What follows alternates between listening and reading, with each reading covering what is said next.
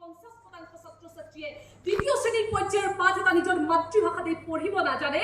এইখন অসমত 72% সাক্ষৰতাৰ হাৰ বুলি সন্তুষ্টি প্ৰকাশ কৰে, অথচ নিজৰ নামটো লিখিব পৰা জনক যিখন ৰাজ্যত স্বাক্ষৰ বুলি বিবেচনা কৰা হয়। বহিৰাজ্যত শিক্ষা ব্যৱস্থা সাধাৰণীকৰণৰ পৰা বিশেষীকৰণলৈ গতি কৰাৰ সময়ত আমাৰ ৰাজ্যৰ শিক্ষাৰ্থীয়ে বিদ্যালয়ৰ পৰা ঘৰলৈ উলটি আহি মাকক সগৌৰৱে কয়, মা আমাৰ অংক ছাৰে অংক পঢ়োৱাতকৈ খিচিৰিহে বেছি ভাল বনায়। তেনে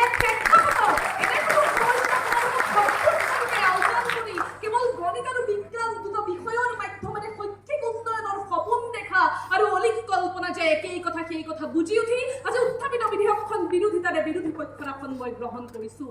মাননীয় অধ্যক্ষ মহোদয়া, বিখ্যাত মনোভাষাবিদ ছেপিৰহৰ হাইপথেচিছে কৈছিল, মাতৃভাষা হৈছে ধাৰণাৰ এক মানসিক উপাদান আৰু গণিত আৰু বিজ্ঞান হৈছে দুটা ধাৰণাগত বিষয়, অৰ্থাৎ গণিত আৰু বিজ্ঞানৰ সূত্ৰসমূহ ইয়াৰ লগত জড়িত প্ৰামাণিক তথ্যসমূহৰ নিখুঁত জ্ঞান তেতিয়াহে সম্ভৱ যেতিয়া শিক্ষাৰ্থীৰ ধাৰণাগত দিশটো স্পষ্ট হয়। কিন্তু যিটো সময়ত এইখন অসমৰ শিক্ষাৰ্থীয়ে ত্ৰিকোণমিতি বীজগণিতৰ জটিলতাত সোমাই পৰি পাৰ হ'ব পৰা নাই, হাইস্কুল শিক্ষান্ত পৰীক্ষাৰেই দেওনা, অংক হৈ পৰিছে আতংক, বিজ্ঞান হৈ পৰিছে জটিলতকৈ জটিল, তেনে সন্ধিক্ষণত মাতৃভাষাৰ মাধ্যমেৰে শিক্ষাৰ্থীক উপযোগী কৰি তোলাৰ পৰিৱৰ্তে এটা বিদেশী ভাষা জাপি দিয়াৰ পৰিপ্ৰেক্ষিতত যে এই জটিলতা দুগুণে বৃদ্ধি পাব সেয়া স্পষ্ট আৰু প্ৰমাণিত।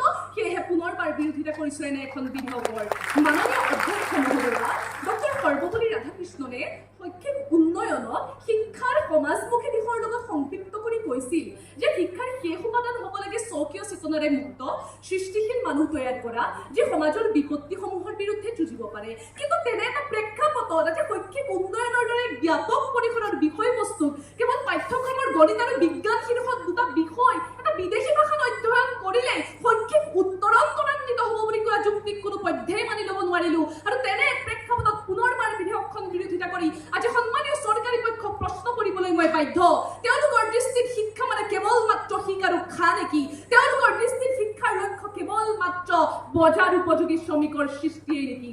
মাননীয় অধ্যক্ষ মহোদয়া, প্ৰশ্ন কৰিব বিচাৰিছোঁ সন্মানীয় চৰকাৰী পক্ষৰ সদস্যসকলক, আজি কি নতুন যন্ত্ৰৰ ভিত্তিত বা কি বৈজ্ঞানিক যুক্তিৰ ভিত্তিতনো অসমত গণিত আৰু বিজ্ঞান বিষয় দুটা কেৱল ইংৰাজী মাধ্যমত অধ্যয়ন কৰিলেহে শৈক্ষিক উত্তৰণ হয় বুলি তেওঁলোকে সদনৰ মজিয়াত বাৰে বাৰে কৈছে, তাৰ কি ধৰণৰ বৈজ্ঞানিক ভিত্তি আছে সেয়া সদনত প্ৰমাণ কৰক।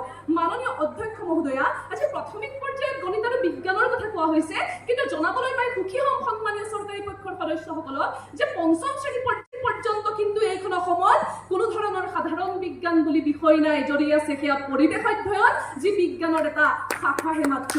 মাননীয় অধ্যক্ষ মহোদয়া, যিটো সময়ত গোলকীকৰণৰ দোহাই দিয়া যে সন্মানীয় চৰকাৰী পক্ষৰ সদস্যসকলে ইংৰাজী ভাষাৰ পোষকতা কৰিছে, তেওঁলোকক জনাই দিবলৈ পাই মই ভাল পাম যে ইউনেস্কো হৈছে এটা গোলকীয় সংস্থা যি শিক্ষাৰ মাধ্যম মাতৃভাষা হোৱাৰ পোষকতা কৰে। এফালে সন্মানীয় চৰকাৰী পক্ষৰ সদস্যসকলে আজি অভিযান্ত্ৰিক মহাবিদ্যালয়, চিকিৎসা মহাবিদ্যালয়ৰ প্ৰৱেশ পৰীক্ষাত উত্তীৰ্ণ হোৱাৰ সপোনেৰে ইংৰাজী ভাষাত পোষকতা কৰিছে, আৰু একেটা সময়তে কিন্তু সন্মানীয় প্ৰধানমন্ত্ৰীগৰাকীয়ে অসমলৈ আহি অসমত সেই চিকিৎসা বিজ্ঞানেই কিন্তু বিজ্ঞানৰ পাঠ্যক্ৰম অসমীয়া ভাষাত হোৱাৰ প্ৰাসংগিকতাক উপলব্ধি কৰি থৈ গৈছে।